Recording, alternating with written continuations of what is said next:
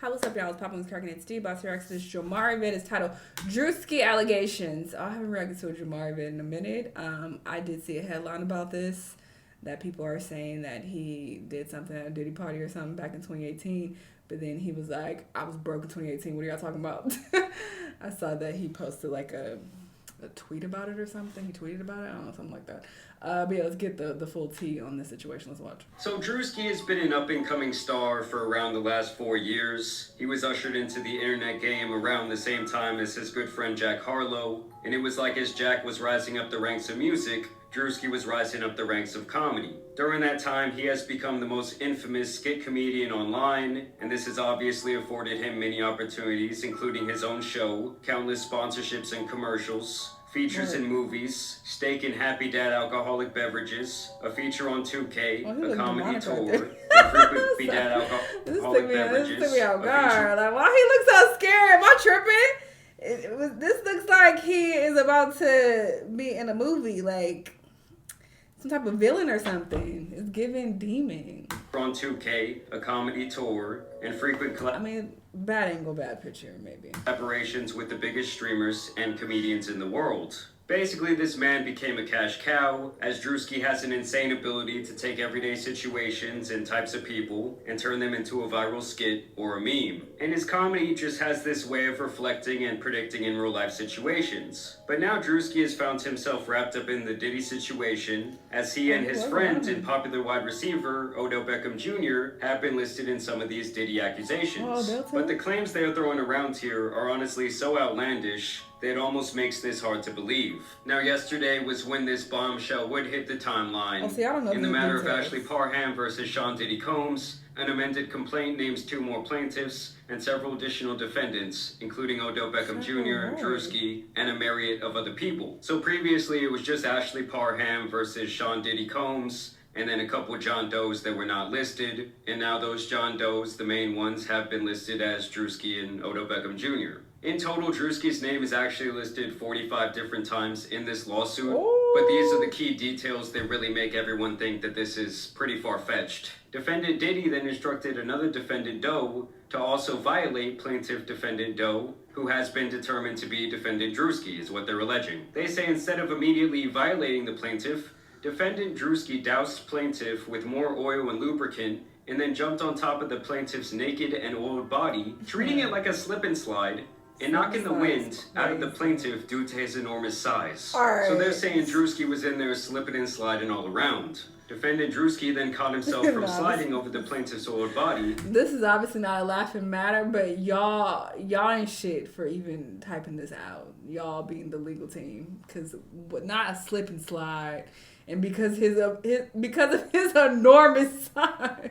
And off the bed, he then began violating the plaintiff. And I can laugh at this, by the way, because this doesn't make any sense. Back in 2018, yeah, I had to think about it. Like, yeah, he wasn't popping back then, so this is cap. Through her reproductive parts. While defendant Druski was violating the plaintiff lady, caught himself from sliding over the plaintiff's oiled body and off the bed, he then began violating the plaintiff through her reproductive parts. While defendant Druski was violating the plaintiff, defendant Diddy sat in a chair near the bed and began pleasuring himself while recording plaintiff's violation by defendant Druski. Another party's phone fell on the bed near the plaintiff. The plaintiff then attempted to grab the phone, but it slipped out of her hands and onto the floor due to the oil/lubricant that had been doused all over her person by defendants Diddy and Druski. Obviously, at this point, the baby oil is like infamous in this Diddy case. For those of you who don't remember, they claim that they discovered over 1,000 bottles of laced baby oil in Diddy's house. And they seized cases and cases of the kinds of personal lubricant and baby oil that Combs' staff allegedly used to stock hotel rooms for the freak-offs. More than 1,000 bottles altogether. Defendant Diddy began laughing at plaintiff's attempt to grab the phone. Throughout this violent gang violation, defendant Diddy made constant belittling remarks to plaintiff, including that he owned her now. When defendant Druski was finished violating the plaintiff, defendant KK entered the room to examine the condition of the plaintiff, who was barely able to move or control her bodily functions. And they say this is when they attached her to an IV and pretty much brought her back to life, made sure she wasn't going to die. And that was apparently when Diddy, Shane, who is apparently the man who introduced Diddy to this person, KK, Odell, and Druski then exited the residence to the backyard where they smoked marijuana and cigarettes. And so obviously this all had the when they said KK, I'm like, who are they talking about? I started thinking Kim Kardashian. I'm like, wait, but okay, never mind. internet going absolutely wild. Of course, people immediately started resurfacing old clips of Diddy hanging out with Druski. Don't mind if I do. Definitely went from no 2018. No, stop it. They were basically saying that this clip hits different now, as it was also rumored that Diddy had been lacing drinks at his infamous parties.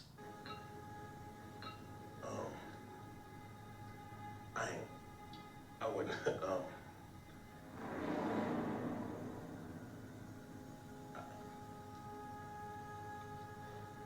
Sure.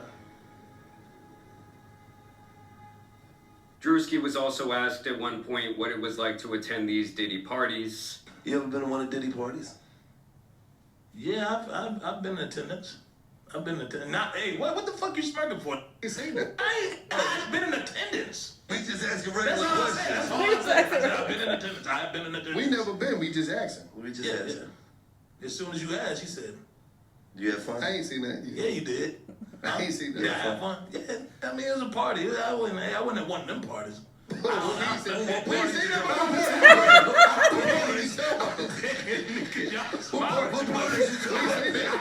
Now they want to play stupid, but It's at a puff party, you know what I'm saying? I've been in attendance. Yeah, I went, yeah. The party I went to, it was girls. I think that's what people fail to understand. Like, people have, these celebrities have their regular parties. I've been to a couple actually regular celebrity parties. Trash, by the way. I haven't liked any of them. I've been at people's houses. Okay, but it's like a regular party to where it's like, okay, they'll invite a group of different random people, because I don't know these celebrities at all. They haven't had any, personal interactions with any. But I would go to parties that I was invited to, but there would never be any weird shit that I witnessed. So they have these normal parties, and then they have the freaky after dark in the basement parties. And obviously not everybody's invited to those. So when people are saying, oh, you've been to a Diddy party, that don't mean that they was on some weird shit, obviously. Turn up, you know what I'm saying? The regular, you know what I mean? Other celebrities and shit, yeah. That's what you do. Now, obviously, Druski does like to troll. Yes, his body language became a little bit uncomfortable, but you do have to keep in mind that thousands of different people have been to these Diddy parties, allegedly. And obviously, when they're all asked about it, they all say, well, I went to the Diddy party, but I didn't go to, the Diddy party, the behind the doors party that was going on. So then I started questioning, well, what was Diddy's relationship with Druski? And as you guys can see here, back in 2021, Druski did have this show called Sneaking In with Druski. And upon further inspection, you can see that this was airing on Revolt, which was a media network that was primarily owned and founded by Sean Diddy Combs. And although he no longer owns any shares in the company, back in 2021, he was still running that shit, and he presumably gave that opportunity to his boy Druski. I also thought that this little tidbit was interesting because Odell Beckham Jr. and Druski have been friends for quite a few years now. Baltimore Ravens wide receiver Odell Beckham Jr. struck up a friendship with Druski upon finding his videos and invited the comedian to stay at his home during the COVID-19 pandemic. And obviously, the pandemic was back in early 2020. Well, I mean, I guess they were close friends, whatever, but... And that's where these dates really start not matching up, because the defendant is saying that this happened on March 23rd, 2018, way before Druski was even remotely famous or known online, where the defendant says that this guy Shane invited the plaintiff over to his home to assist him with his cancer medications because he stated he was weak and unable to open his medications. She says upon her arrival that this guy Shane wants to give her a ride in his new car, and she says this is when this guy Shane pretty much set her up for the violation that allegedly involved Diddy, Druski, and OBJ. Now, much like with Jay-Z with his recent Diddy accusations, Druski would respond swiftly to this filing, where he says the allegation is a fabricated lie. I wasn't a public figure in 2018. I was broke and living with my mom without any connections to the entertainment industry at the time of this allegation, so the inclusion of my name is truly outlandish. My heart breaks for actual victims of abuse, but I'm fully confident that the evidence will expose this falsehood and the individuals who are maliciously trying to game the legal system to peddle false narratives. So he kind of has the same stance that Jay-Z had back a couple months ago, saying this whole thing is a bunch of bullshit and the timeline isn't even really adding up. And of course, when something like this comes out, you're going to have a lot of people running with the story. Like this tweet that went viral where this girl says, "I can't believe hashtag Odo Beckham Jr. and hashtag Druski are in this new Diddy lawsuit taking turns violating this girl." Wow. You had other popular hip-hop and media pages saying Druski did what? The same sentiment is shared here, ironically including this misinformation meme. Then you had people using Druski's own skits against him, like this guy who says there's no way that this Druski shit is real. Basically saying that that was Druski's reaction to this information. Another user says Druski after someone didn't give him consent. Nah, y'all don't do it. This guy specifically seems to really be leading the charge when it comes to these Druski jokes about this very serious situation. He says Druski's lawyer right now. We got good and bad news. Good news, we got your payment, buddy. Bad news, they gave you life. Sayonara. So yeah, it's just crazy to see this guy's own skits and various statements being used against him at this point, even if it is a joke. These are the type of things that people try to get off online, and they do end up going viral. Y'all going to hell, first of all. But again, we have to keep in mind this is not real. It's not even possible. 2018, he was not popping. And popping enough to even be invited to a Diddy party. Like, come on. Even if he was just, like, maybe people will find, like, oh, look, I found this skit of him in his mama basement in 2018. Even if he was just starting out, he wasn't that established to get invited to a I was like P. Diddy. A Diddy party, a P. Diddy party. Like, come on. Diddy wasn't just inviting anybody and inviting somebody who's not even that popular, not that poppin', and you're going to trust them in the freak off party. Like, it don't make sense. And it's really all just for a couple little Twitter shekels and a little bit of clout. Like, it's not... But it's not real, so that's why they can also make jokes, I guess, a little bit more guilt-free. Worth making this type of weird, shitty joke, whether you believe he's guilty for some reason or not. Because honestly, I think it's a whole bunch of nonsense. And it leads to other people making more serious statements like this. Okay, so now that Druski was named in the Diddy lawsuit for a gang violation, this creepy skit he made in 2022 about guys getting girls drunk. And that's the other thing too. People will be so thirsty to cancel someone, and like, you know, they want to celebrate their downfall like before any additional information even comes out. That's why when stuff comes out, I'm like, okay, let's wait, let's get more details before I just start shitting on people. And people will get upset with me by that. Like, oh, this reaction, you biased, and this reaction, why you acting like that, and you should be on the victim side. But I'm always like, let's get more details, and I use my common sense. If it's not making sense, I'm not about to just be like, yeah, cancel him, fuck Druski, he did it, he a rapist. Like, no. But that's what people are so quick to do. Look at shit like this. Have sex with them is aging so horribly. And it's like, does the person that posted this not understand that the entire point of this skit was to pretty much dog out guys that act like this? Like, the whole point of the skit is to say that guys who act like this are pieces of shit. Now, here is a clip from 4 months ago of this news network and of the lawyer representing this woman, Ashley Parham, in this case, and now these other two Jane Does, speaking on behalf of her client and the entire situation. Well, her attorney says she was in her 30s at the time of this alleged violent attack. It happened just about half a mile away from the Orinda police station here in a quiet neighborhood about 6 years ago.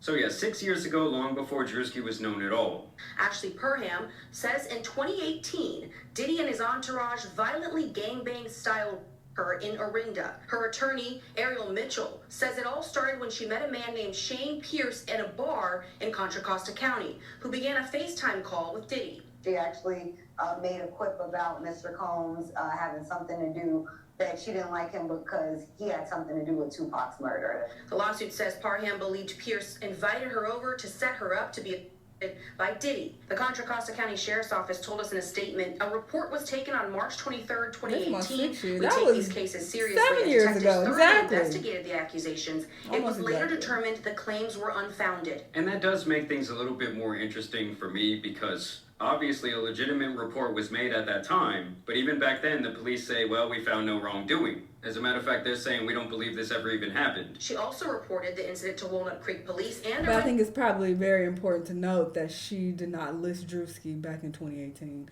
as that he just said in this video that there were a bunch of Jane Does, but now she's starting to fill in the blanks. Like, who popping right now? Druski. Let's put him there. That's what it's giving. To police without naming Diddy, as she felt she would not be believed. The woman who lives there confirms Pierce lived there, but that he was too sick with cancer and ALS to have done this.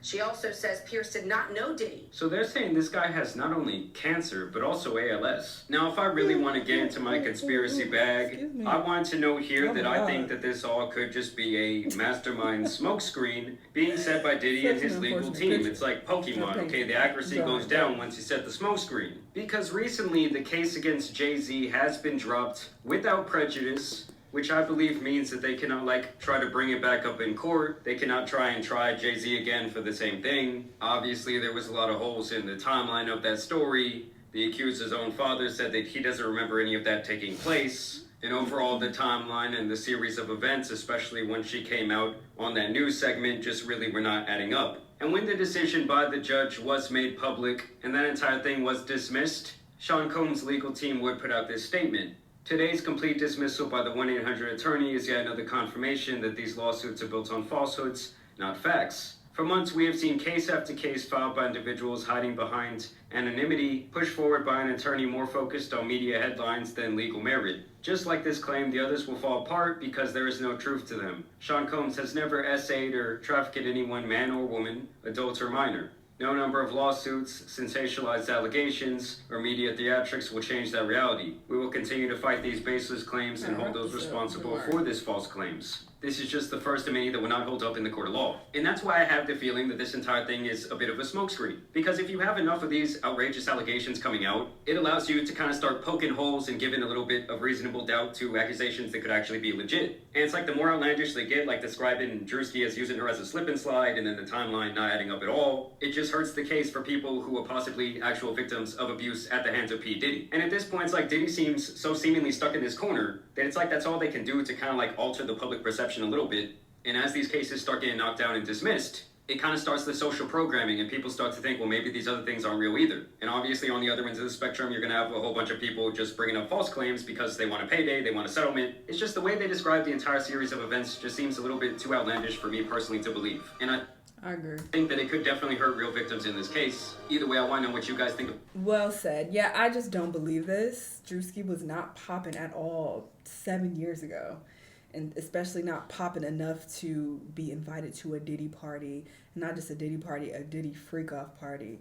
This is a party where he has to really trust you. Trust that you will be quiet about these heinous things that you're seeing. So he knew Druski so well back in 2018, before Druski was even popular, to invite him to this party. It just doesn't make any sense. And usually when shit don't make sense, it's a lie.